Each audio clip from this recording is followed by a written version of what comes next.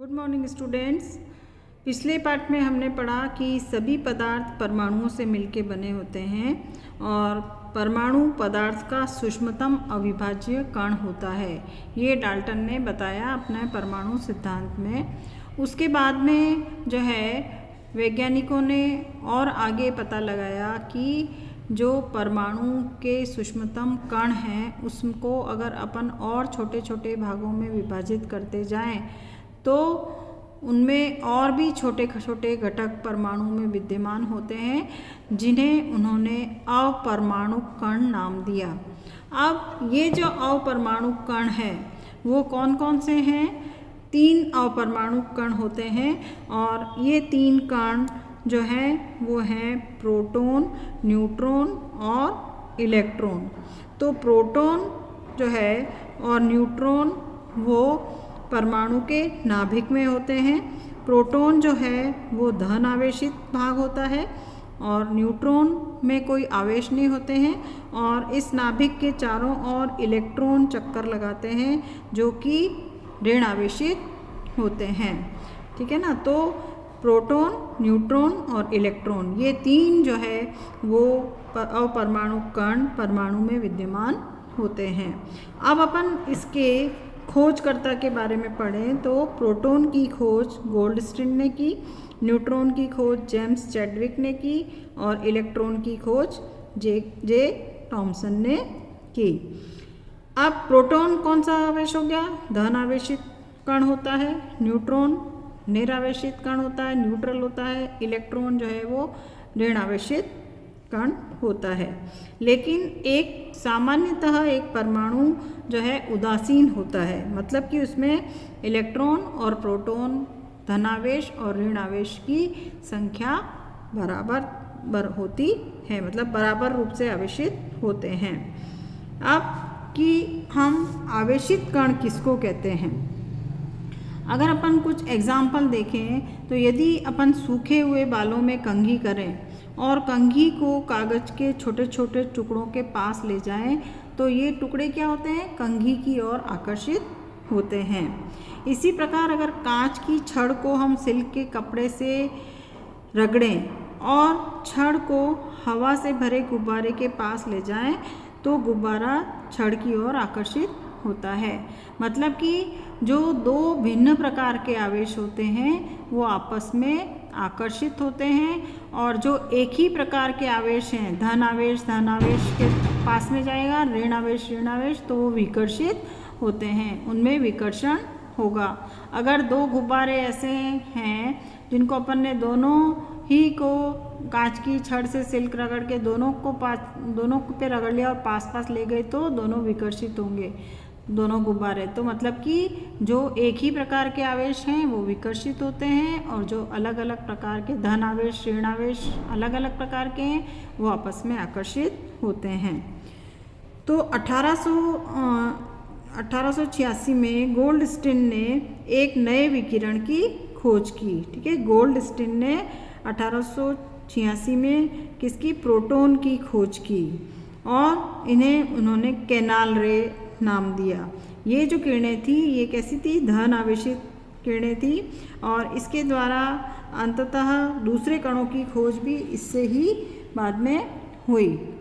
इन कणों का आवेश इलेक्ट्रॉन कणों के बराबर किंतु विपरीत था। मतलब जो ये प्रोटॉन की खोज की इनका जो आवेश है वो इलेक्ट्रॉन के बराबर था लेकिन इनसे विपरीत था, मतलब कि इलेक्ट्रॉन ऋण आवेशित थे और ये धन आवेशित थे।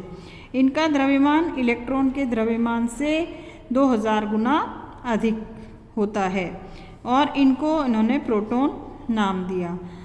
सामान्यतः इलेक्ट्रॉन जो है और प्रोटॉन जो पॉजिटिव, ठीक है, धन आवेशित और इलेक्ट्रॉन ऋण आवेशित दर्शाया जाता है और इसको एक इकाई के रूप में माना जाता है।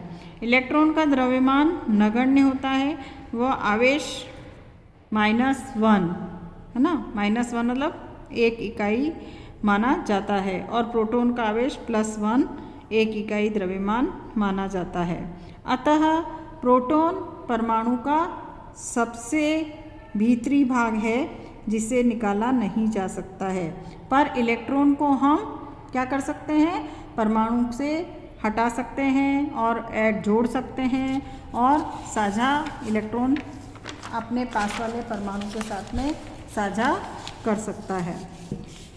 इलेक्ट्रॉन और प्रोटॉन परमाणु में किस प्रकार विद्यमान रहते हैं, इसको समझने के लिए हम भिन्न भिन्न वैज्ञानिकों ने भिन्न भिन्न मॉडल्स प्रस्तुत किए हैं। तो ये जो है वो 3 मॉडल हैं, एक थॉमसन का मॉडल, एक रदरफोर्ड का मॉडल और एक बोर का मॉडल। तो थॉमसन का जो मॉडल है, थॉमसन ने बताया कि परमाणु जो है वो क्रिसमस केक की तरह होते हैं। ठीक है, थॉमसन ने अपने मॉडल में क्या समझाया कि परमाणु जो है वो क्रिसमस केक की तरह होते हैं और उनके अनुसार परमाणु एक धन आवेशित गोला है और इसमें इलेक्ट्रॉन सूखे मेवों की तरह रहते हैं। जैसे ये परमाणु है उसमें जो है ये वाला जो भाग है पूरा ये धन आवेशित गोला है और इसमें जो है सूखे मेवे या जो चेरी है डालते हैं हम, वो ऋण आवेशित होते हैं और दोनों का आवेश बराबर होता है। इसी का अपन अपने तरबूज की से भी तुलना कर सकते हैं कि तरबूज का जो लाल वाला भाग है वो धन आवेशित है और जो अंदर बीज हैं वो ऋण आवेशित इलेक्ट्रॉन होते हैं। तो इस तरह से थॉमसन के मॉडल से क्या ज्ञात हुआ कि परमाणु धनावेशित गोला है और जिसमें ऋण आवेशित इलेक्ट्रॉन धंसे रहते हैं।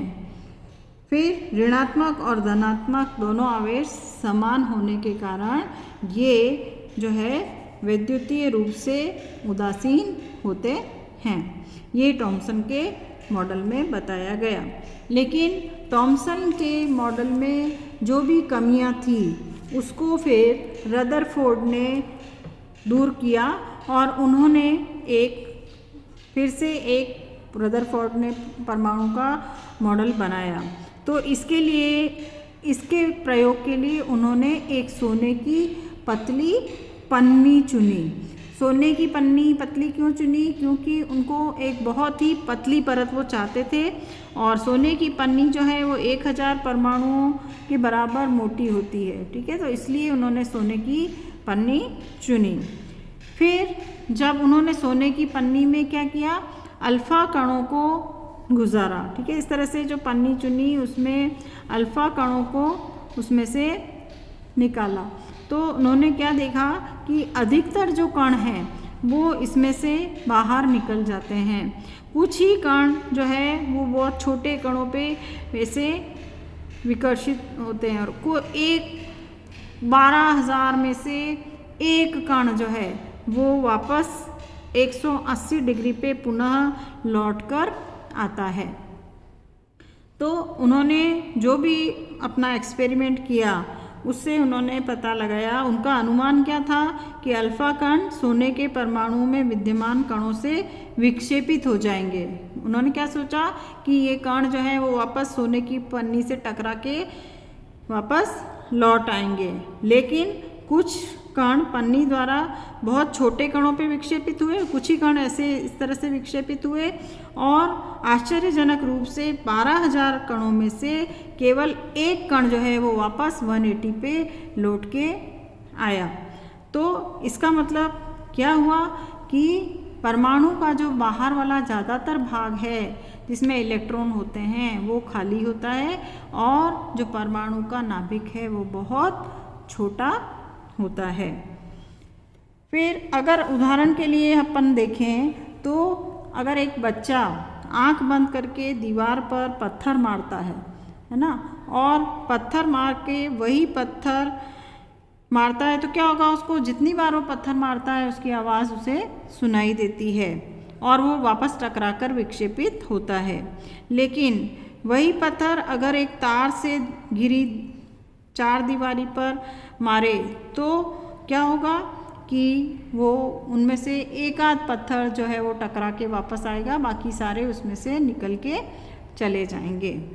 तो इसके अनुसार अल्फा कण प्रकीर्णन वाले इनके प्रयोग से क्या क्या परिणाम निकले कि परमाणु का अधिकतर भाग खाली होता है। ठीक है ना, जो परमाणु के बाहर इलेक्ट्रॉन हैं उनका अधिकतर भाग खाली होता है, इसलिए जो अल्फा कण है उसमें से निकल के चले जाते हैं और अधिकतर अल्फा कण बिना विक्षेपित हुए पन्नी में से निकल जाते हैं, क्योंकि उसका परमाणु का जो अधिकतर भाग है वो खाली होता है।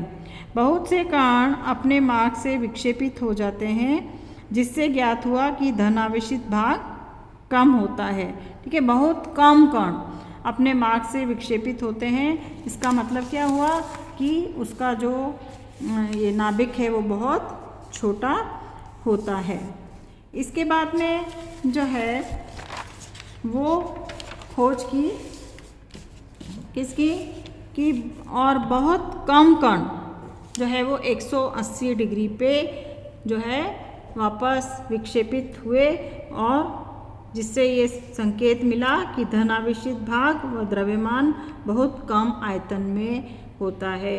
तो इस प्रयोग से क्या पता चला कि 12,000 में से एकाध कण जो है वो 180 डिग्री पे वापस विक्षेपित होके लौट के आया, बाकी सारे उसमें से निकल गए, कुछ बहुत छोटे कणों में कोणों पे विक्षेपित हुए। तो इससे पता चला कि नाभिक की त्रिज्या परमाणु की त्रिज्या से 10⁵ गुना छोटी होती है, मतलब कि नाभिक बहुत छोटा होता है। फिर अपने प्रयोगों के आधार पर रदरफोर्ड ने परमाणु मॉडल प्रस्तुत किया और इस मॉडल के जो हैं वो निम्न लक्षण थे। तो उन्होंने इसमें से 3 वो लक्षण निकाले कि परमाणु का केंद्र धनावेशित होता है, जिसे नाभिक कहा जाता है। ठीक है, जिसे नाभिक हम कह सकते हैं, और इसी में एक परमाणु का संपूर्ण द्रव्यमान होता है। पूरा जो नाभिक का द्रव्यमान परमाणु का द्रव्यमान है वो उसके नाभिक में होता है, और नाभिक में क्या है, प्रोटॉन और न्यूट्रॉन। फिर इलेक्ट्रॉन जो है वो नाभिक के चारों ओर चक्कर लगाते हैं, इलेक्ट्रॉन उसके चारों ओर चक्कर लगाते हैं और नाभिक का आकार परमाणु के आकार की तुलना में काफ़ी कम होता है। ठीक है, लेकिन क्या हुआ कि इनके इस मॉडल में भी बहुत बाद में कमियां पाई गई। और क्या कमियां थी कि यदि कोई भी आवेशित कण अगर गोलाकार कक्ष में त्वरित होकर चक्कर लगाएगा, है ना, तो वो आवेशित कण में ऊर्जा का विकिरण होगा और इस प्रकार यह नाभिक से एक समय ऐसा आएगा कि उसमें बहुत ज़्यादा त्वरण उत्पन्न हो जाएगा और वो उसके नाभिक से जाके टकरा जाएगा। और अगर ऐसा होता है तो परमाणु क्या होगा, नष्ट हो जाएगा, मतलब वो अस्थिर होगा। जबकि डाल्टन ने क्या कहा है कि परमाणु स्थिर होता है, न तो हम इसका सृजन कर सकते हैं और न ही इसका विनाश कर सकते हैं। तो रदरफोर्ड के मॉडल में भी कमियां पाई गई। तो इसको दूर करने के लिए फिर क्या हुआ, बोर ने अपना मॉडल प्रस्तुत किया।